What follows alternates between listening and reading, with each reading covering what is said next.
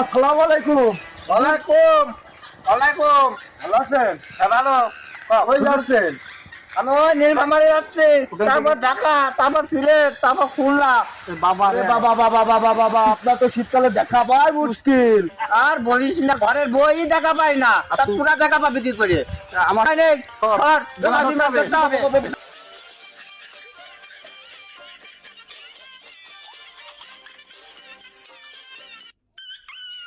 আমার সময় নেই, তোর সাথে গরমকালে দেখা হবে।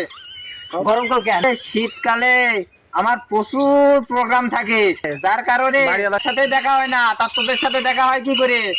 এবার তো মাহফিলের প্রোগ্রাম থাকে, যার কারণে আমার বাড়িওয়ালার সাথে দেখা হয় না। তার সাথে দেখা হবে কি করে? এই যে বাড়ি থেকে বের হলাম, আবার কবে ফিরবো তার ঠিক নাই।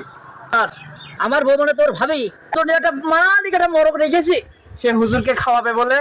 ভেড়া খেতে খেতে আমি ক্লান্ত। বইয়ের বলি গরমকালে খাওয়া হবে। এবার তো